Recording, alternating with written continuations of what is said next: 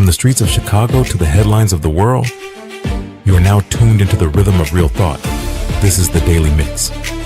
15 minutes of uncut perspective starts right now.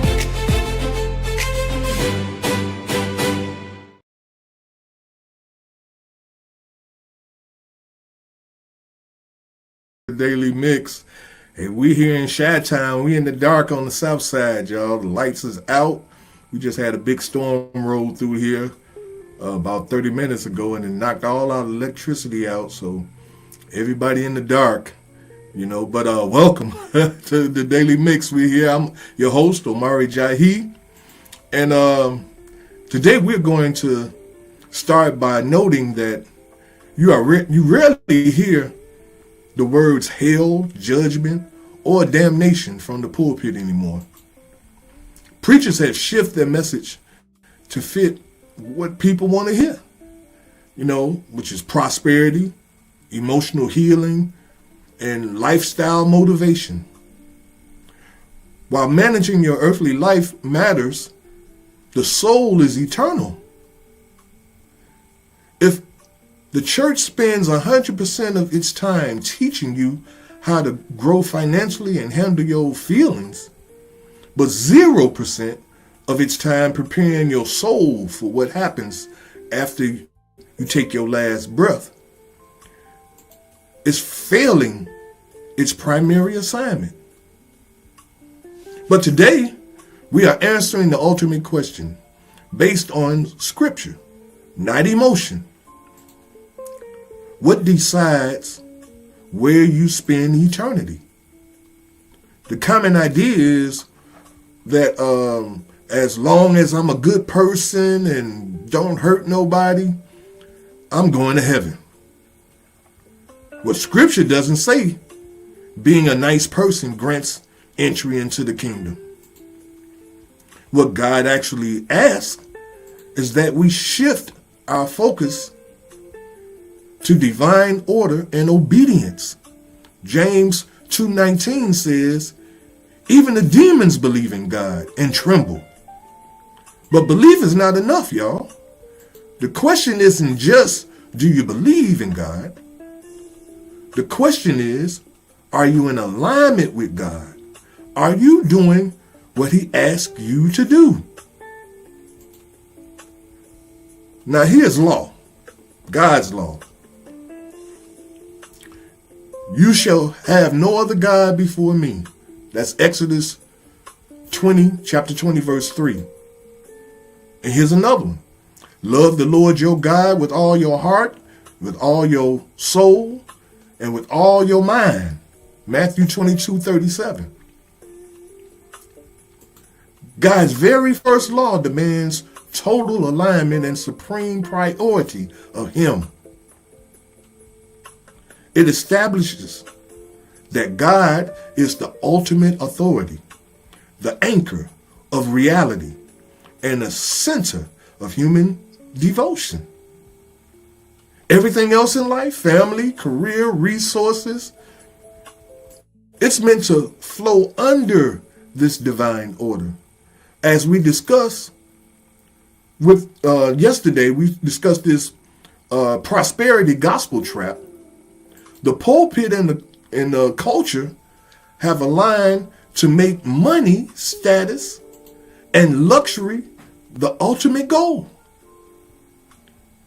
God is no longer sought for his holiness. He is treated as a transaction to fund our lifestyle. You know, the ultimate religion of the modern world is itself gratification. That's all religion seems, well, I can't say all, because all religious people and preachers aren't into that, but the majority are. And the mantra is, follow your own truth. Do what makes you happy. And worship your feelings. When human emotion and personal desire supersedes God's divine law, the individual has made themselves their own God. Now here's another law. You shall love your neighbor as yourself. Leviticus 19:18. And in Matthew 22:39. This law governs how humanity is supposed to operate. It is the foundation for all human morality, ethics, and community stability. God demands that we protect, respect, and value the dignity and life of our fellow human beings, realizing that everyone carries the image of God. Instead of looking out for our neighbors, human history and modern culture are defined by predatory behavior and tribalism. Being a part of my team, the drop it like it's hot team, the team of people that like sports, the team of people that like going to clubs, different sets and different tribes. And we just split ourselves that like drinking and partying and things of that nature, And that's all we've grown into now.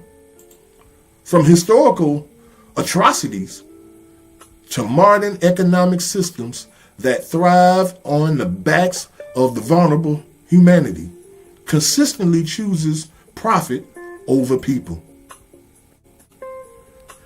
Look, we've fractured ourselves by race, political party, class, and nationality. Instead of loving our neighbor, we actually look for reasons to vilify them. Social media and modern discourse have turned cruelty, tearing others down, and a lack of empathy into social currency. The more likes you get for tearing somebody down or embarrassing somebody on social media, you get a lot of people to like it. They pay you for that. This is what this world has come to, y'all. We value being right or being viral over being just and compassionate. Now here's another law. Check this one out. Be fruitful and multiply. Fill the earth and subdue it. Have dominion over the fish of the sea, over the birds of the air, and over every living thing. That's Genesis 1:28. But dominion in the biblical sense is not a license to destroy. It's a divine mandate for stewardship. God placed humanity in charge of the earthly realm as managers, caretakers, and builders. This law requires us to maintain order, cultivate creation, responsibility, protect life, and establish structural righteousness in our families, communities, and society. Humanity has completely distorted dominion into reckless domination and the abomination of responsibility. Instead of managing our households and communities with discipline, we have allowed the foundational structure, like the family unit and male accountability, to fracture. In the big scheme of things, God never had intentions of creating a woman. Now, this is going to kind of ruffle some feathers, but I got to say this. He didn't intend to create a woman when he created man. He didn't. And the scriptures prove it. So God created man in his own image. In the image of God created he, him, male and female. Now, he created he, him. Him is masculine. He created he, him, male and female. What is that saying? Scientifically, men have X and Y chromosomes, which means that from the sperm that a man secretes into a woman's vagina, that's how male and females come into creation, because the man has both male and female chromosomes. So God created him, Adam, male and female. And then that's in Genesis 1:27. But now God also formed man, Adam, out of the dust of the ground and breathed life into him. That's Genesis 2:7. God placed the man in the Garden of Eden. Eve wasn't even there. He placed a man in the Garden of Eden to work it and take care of it. God then observed the man working alone, no woman, and says, it's not good that man should be alone. I will make him a help meet. Someone to help him meet these responsibilities that I've placed on him. That's in Genesis 2:18. I didn't make this up. Don't try to act like I made it up. Go do your research. He didn't intend to create no woman. But he did it because he didn't want man to be alone. So keep that in mind when you talk all this equality stuff and throw everything out of whack with this equality stuff. None of us is equal to God. But there is a packing order that God created for all of this stuff to be successful, to work properly. That's him first, then the man, then the woman to help him meet his responsibilities, and the children. That's the order. You don't like it, take it up with the big man. And that's most of you all's problem. You got problems with God, but you can't deal with God, so you want to deal with his man. You want to cause hell for the man because you can't reach God. Check yourself before you wreck yourself. That's all I got to say.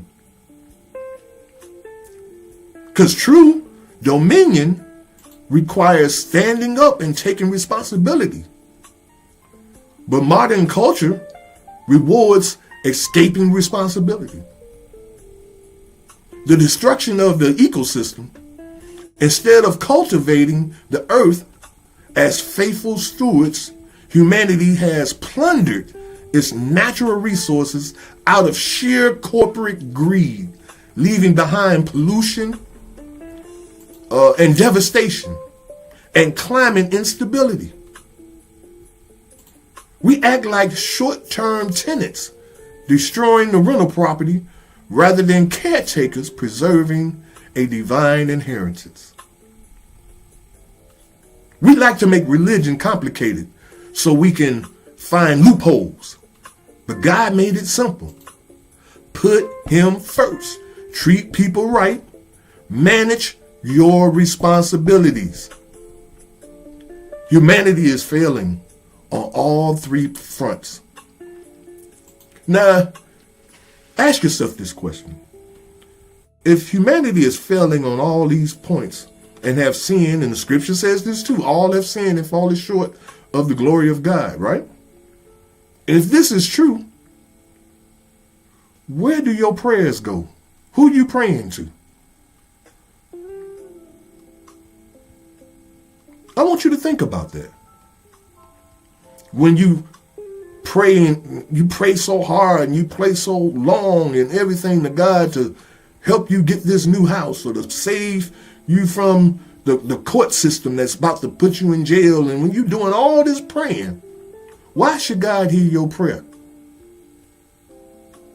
And you are going about life willy-nilly how you want to do it. It ain't even about God's law anymore, but you think God is still supposed to be backing you. You better get in line. I'm just telling you. Because we want the benefits of God's creation without submitting to his chain of command. Men, they understand rules, covenants, and chain of command. When you frame salvation as a serious covenant or a contract that requires discipline, lifestyle, modification, and submission to authority, it carries a weight that commands respect. When the pulpit turns God into a celestial ATM, people start measuring their spiritual standing by their material possessions. If you have a big house, you're blessed. If you're struggling, you need more faith. This is the crap we get today.